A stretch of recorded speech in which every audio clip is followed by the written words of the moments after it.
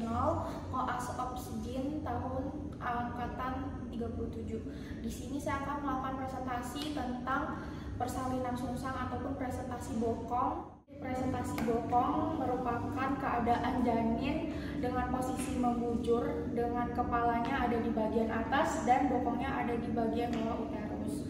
Pada presentasi bokong atau persalinan sungsang ini dapat dilakukan dengan 3 cara, yaitu ada dengan spontan brah, di mana spontan brah itu persalinannya sepenuhnya menggunakan tenaga ibu. Lalu ada manual aid, di mana persalinannya dilakukan sebagian dari tenaga ibu dan sebagian lagi dari tenaga penolong. Lalu ada juga yang namanya total ekstrasi, di mana persalinan sepenuhnya menggunakan tenaga penolong. Lalu pada persalinan sungsang, ketiga metode yang telah saya sebutkan tadi itu masing-masing metodenya terdapat 3 fase. Fase yang pertama yaitu fase lambat untuk melahirkan bagian terbawah dari janin bokong sampai ke pusat. Lalu fase yang kedua yaitu fase cepat untuk melahirkan dari bagian pusat sampai melahirkan mulut. Lalu fase yang ketiga yaitu adalah fase lambat kembali untuk melahirkan kepala. Jadi ada skor yang bisa menilai apakah persalinan sungsang atau presentasi bokong ini bisa dilahirkan secara per vaginam ataupun per abdominam. Nama skornya yaitu Zatukny-Andros, di mana yang dinilai dari Zatukny-Andros ini sendiri yang pertama ada paritasnya, lalu ada usia gestasi, ada taksiran berat janin, ada riwayat presentasi bokong sebelumnya, ada station dan juga pembukaan serviks. Apabila nilainya didapati lebih dari 4, maka bisa dilakukan persalinan per vaginam. Namun apabila nilainya kurang dari 4, bisa dilakukan secara per abdominam. Bila hasilnya didapati 4, dilakukan evaluasi kembali terutama pada taksiran berat janinnya. Jika setelah dievaluasi kembali nilai tetap didapati 4, maka bisa dilakukan persalinan secara per vaginam. Syarat dilakukannya persalinan per vaginam selain menggunakan scoring dari Zatukny-Andros yang sudah disebutkan tadi, ada syarat-syarat lain yang harus terpenuhi, yaitu pertama, tidak adanya suspek dari paru sempit, taksiran berat janinnya itu kurang dari 3.600, tidak ada kelainan pada jalan lahir, hisnya harus adekuat, pembukaan harus benar-benar lengkap. Lalu presentasi yang bisa dilakukan per vaginam itu hanyalah yang presentasi bokong murni dan presentasi bokong sempurna atau frank bridge presentation dan complete bridge presentation. Baiklah, selanjutnya yang pertama kita akan lakukan persalinan sungsang. Persalinan sungsang yang pertama yaitu spontan brah, di mana spontan brah ini seluruhnya menggunakan tenaga ibu. Sebelum kita melakukan pimpinan persalinan, persalinan per vaginam, kita harus memastikan bahwa syarat-syarat per vaginam ini telah terpenuhi sebelumnya. Di sini ibu sudah memenuhi syarat untuk melahirkan per vaginam. Pada per vaginam kita tidak melakukan penarikan sama sekali. Jadi saat bayinya sudah mulai crowning, kita akan pimpin persalinan, ibunya disuruh mengejar. Lalu saat itu mulai pelan-pelan nanti mulai lahir kan. Saat bokongnya udah mulai lahir, kita akan pegang seperti ini dan kita akan mengarahkan hiperlordosis. Kita arahkan hiperlordosis ini terus sampai nanti lahir berturut-turut mulut, hidung, dahi dan juga seluruh kepala. Baiklah, selanjutnya kita akan lakukan persalinan yang kedua menggunakan manual aid. Manual aid ini dilakukan persalinan sebagian itu menggunakan tenaga ibu dan sebagian lagi dengan tenaga penolong. Pada manual aid sendiri ini yang ada 3 tadi. Yang pertama ini kita akan lakukan yang klasik ataupun Deventer, dengan prinsipnya itu melahirkan bahu belakang terlebih dahulu. Untuk manual aid sendiri ini dia indikasinya adalah apabila spontan brah itu mengalami kegagalan. Jadi kita harus membantu melahirkan dari bahu maupun kepalanya. Ya, yang tadi kan ya berarti spontannya udah ya dari bawah sampai pusat. Kita akan membantu persalinan bahunya. Di sini kita pegang kakinya. Kita pegang, lalu kita masukkan tangan kita cari fossa cubiti. Setelah didapati fossa cubiti, kita seperti mengusap wajah bayi itu, kita lahirkan bahu belakang.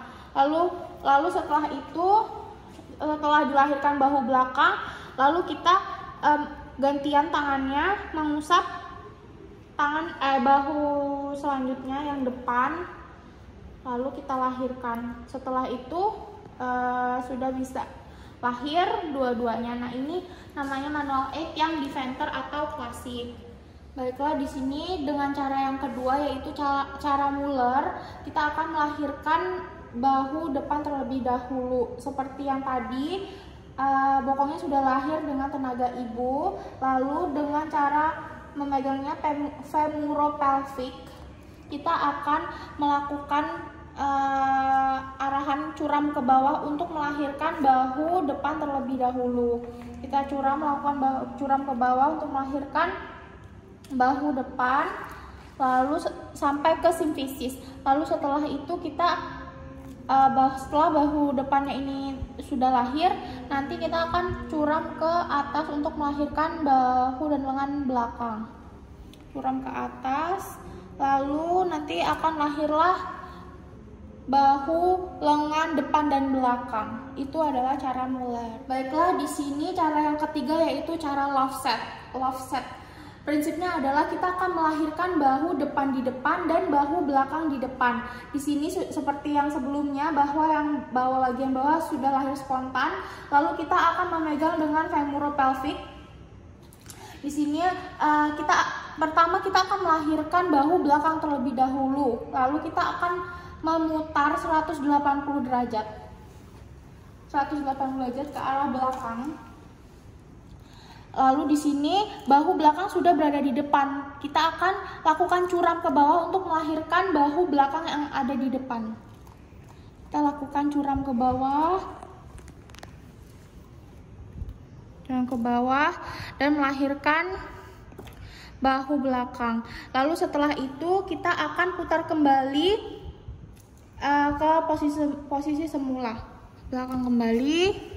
Lalu kita akan lahirkan bahu depan di depan dengan melakukan curam ke bawah.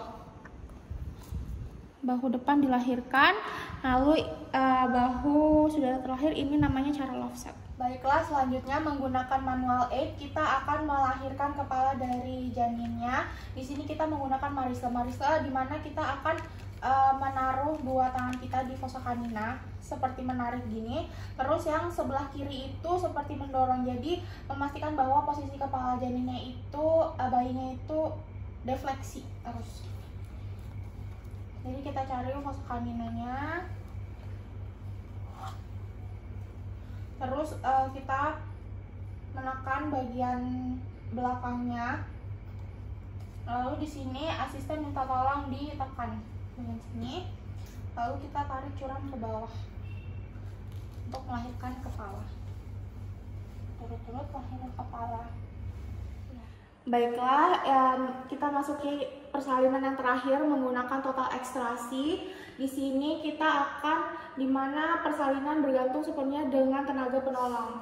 Kita akan melahirkan bokong terlebih dahulu, lalu kita akan mengusap bagian dalam, mencari lipatan paha yang trochanter depan. Kita akan melahirkan trochanter depan. Lalu tangan yang sebelahnya menahan agar tidak terjadi tarikan yang terlalu kuat. Kita akan lahirkan trochanter depan dengan mengarahkan curam ke bawah. Setelah trochanter depan telah lahir, tangan yang satunya mencari kembali lipatan bawah yang trochanter untuk melahirkan trochanter yang belakang, lalu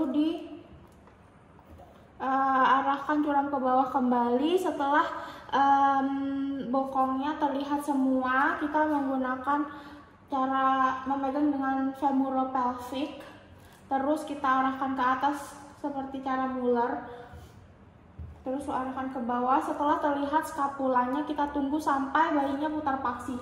Setelah bayinya putar paksi, kita menggunakan cara Marisa untuk melahirkan kepala. Tangannya cari fossa caninanya, lalu yang satunya menahan kepalanya agar tetap defleksi. Lalu setelah itu kita akan lakukan hiperlordosis dan melahirkan bayi berturut-turut. lahirlah bayi.